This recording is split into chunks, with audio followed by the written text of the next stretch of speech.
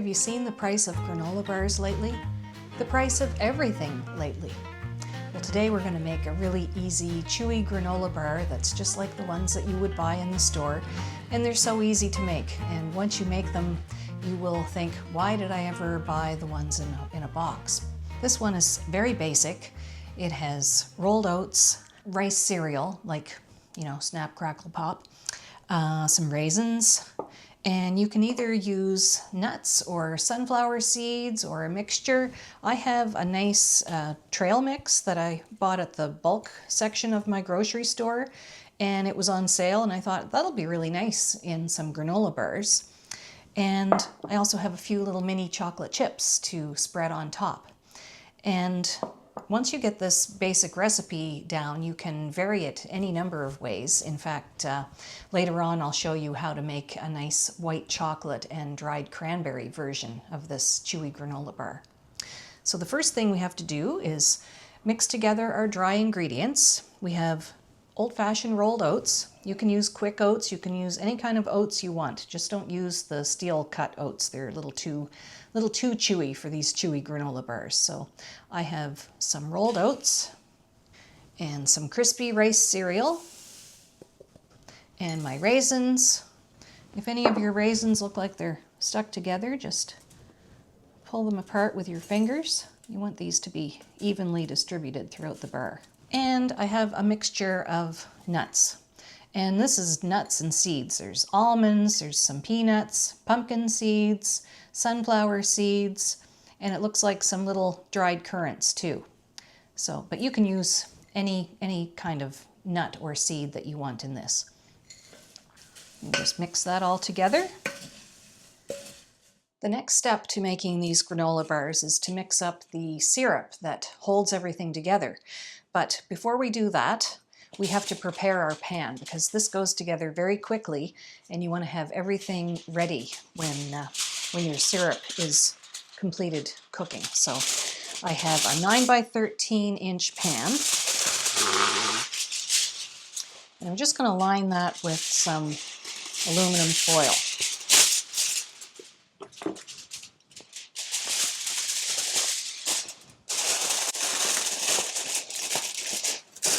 Press that into the corners as best you can. Sorry for the racket. I hope you can hear me above the foil rattling. Just make sure you have it pushed into the corners. And then give this a spray with some baking spray.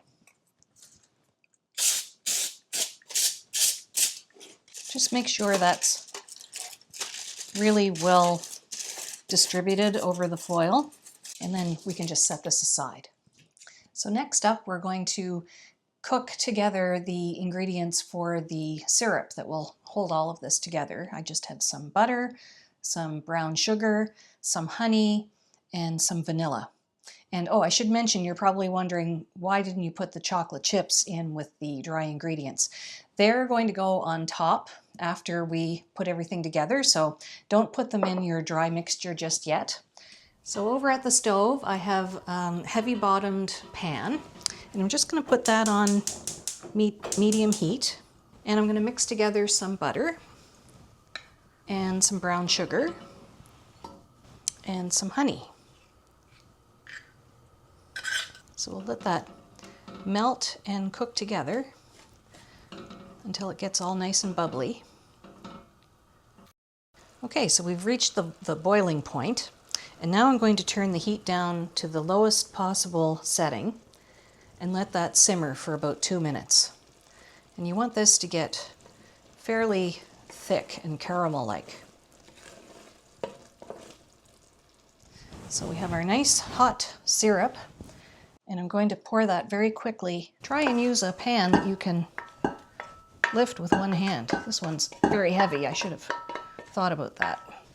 So now, as quickly as you can, stir all that nice hot syrupy caramel into your dry ingredients.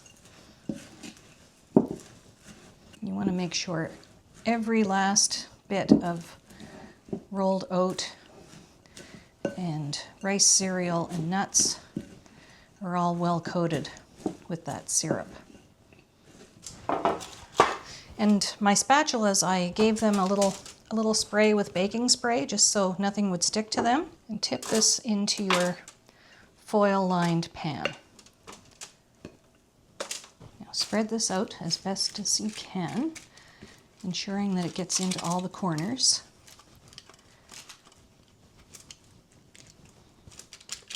And you're just packing it in loosely at this point. Now for the chocolate chips.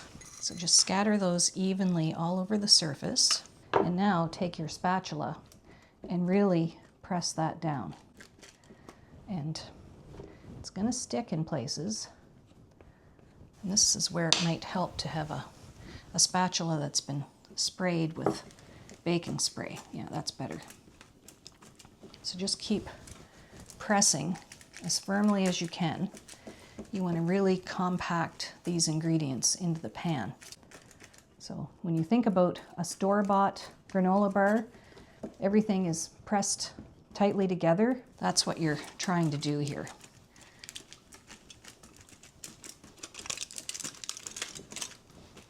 And you'll see that because the granola bar mixture was fairly warm because of that caramel, your chocolate chips are melting a bit. And I think that's good because it helps stick them into the granola bar, and then they won't fall out when you go to cut them. We'll just slide this into the fridge to completely cool for about 2 hours, and then we'll cut this into bars. But it has to be completely firm and cool before you cut into them. So our chocolate chip chewy granola bars are cooling in the fridge, and now we're going to do it all again. To make another variation. This is the same mixture of crispy rice cereal, oatmeal, only this time we're going to add dried cranberries. And again, break them up if the cranberries are stuck together. Just break them up a little bit with your fingers. You don't want any big lumps of cranberry. And then I'm adding an increased amount of seeds. So I have that same trail mix, but I've also increased the amount of pumpkin seeds. I think pumpkin seeds and dried cranberries are a nice combination. So we'll mix that all up. And then instead of semi-sweet chocolate chips, these bars are going to have a drizzle of white chocolate at the end. So we'll deal with the white chocolate later, but I'll just mix up all these dry ingredients, and then our caramel syrup that holds everything together is exactly the same. So I'll just boil that up on top of the stove, and we'll toss it in with the granola bar ingredients, press it into a pan, and then we'll do the same cooling period in the fridge for a couple of hours. So I'll get my caramel started. Okay, my syrup has cooked in the same manner as before. So off the heat, good pinch of salt, some vanilla, give that a stir. It will bubble up quite a bit.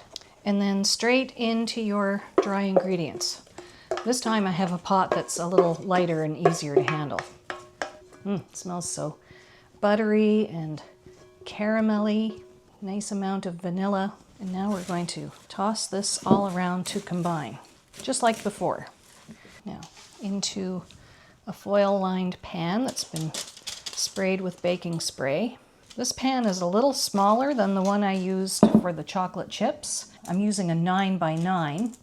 That will make these bars a little thicker, but you can always cut them narrower, so I think it'll be fine. We'll find out. And then use your spatula to really press down firmly and compact that mixture, making sure it gets into all the corners. And you might have to use a little trial and error with your spatulas. You have to find one that's fairly stiff. That one was kind of flexy.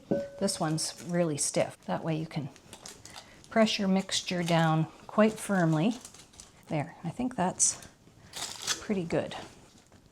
So now we're going to put this dried cranberry granola bar in the fridge to cool. If you're wondering when the white chocolate part happens, well, that happens after it's completely cool, and we're going to cut this into bars, and then we're going to drizzle some zigzags of melted white chocolate over the top, and these will be delicious too. So we might not cut these today. We might wait until tomorrow. I think I'm running out of daylight, but I promise I'll come back and show you what it all looks like and tastes like.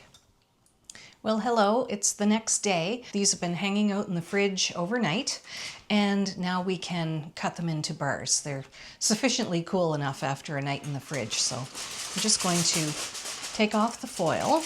And these are the first recipe that we made with the mini chocolate chips and the nuts and the raisins. So I'm just going to use the foil to transfer these from the pan. And then I'm going to gently peel the foil away. Just tease it off the foil. And because you've greased the foil really well with baking spray, it should just slide out.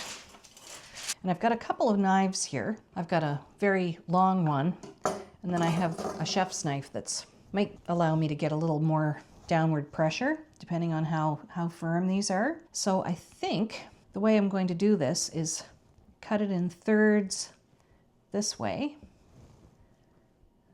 and then just apply some downward pressure. And then turn your board this way, find your halfway point, and then I think I'll get 3 out of that one.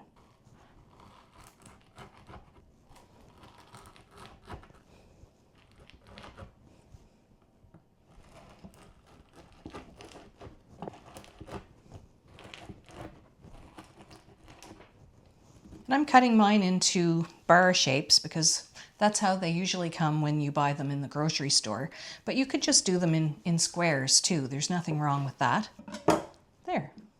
Those are very nice. How about we see what one tastes like? So as they break apart, they're nice. Not too gooey. But you can see the layers of oats and crispy rice cereal and the little mini chocolate chips. There's raisins here and there and nuts and seeds, and they're really good. Let's have a taste.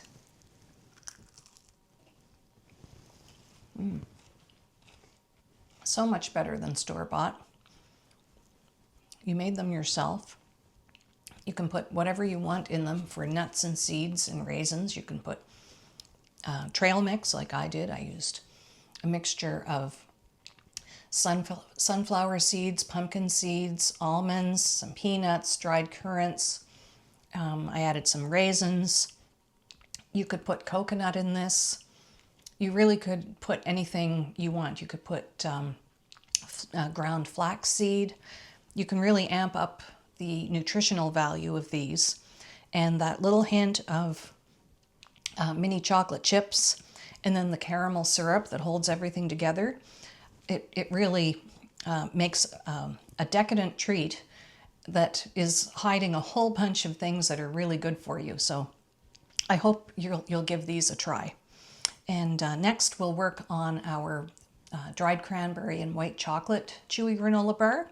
And I'll just pack these up and put them away in the fridge, and then we'll get started on that recipe. One more bite. So good. So now I've taken our dried cranberry chewy granola bars out of the fridge. They've been there overnight with their friends, the chocolate ones. So I have a pot of water just simmering, and I've put a metal bowl over the simmering water, and I have 1/3 of a cup of white chocolate chips. Let it melt very gently, but while I'm waiting for this to melt, I'll cut up my cranberry bars into bars. So to cut these up, it's the same procedure as before. Just use the foil as handles to lift your bars out of the pan. And scooch the pan out of the way, and then carefully slide your hand under, and that should just come away very easily.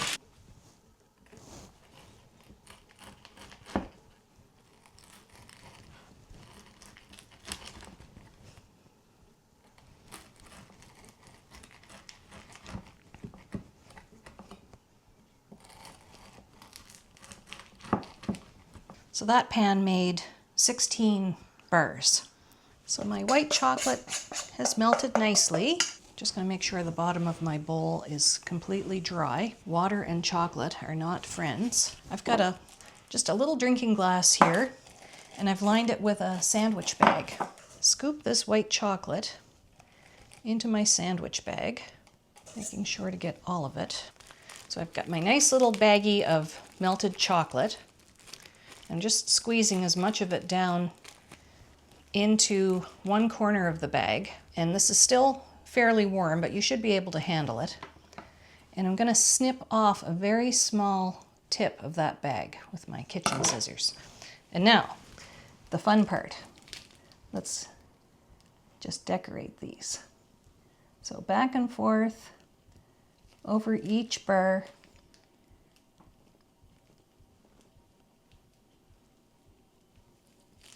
A little of this chocolate goes a long way. Now, the hardest part is going to be waiting for this white chocolate to set up. It shouldn't take too long because the bars still have a little chill on them from being in the fridge, but we will just let these sit for 15 or 20 minutes to let that chocolate firm up, and then we can have a little taste. This looks like a good one. See all the nice white chocolate, and inside you can see the oatmeal and the nuts, and I see a sunflower seed, dried cranberries, a pumpkin seed, just full of yumminess. Let's break it apart and see. Yeah.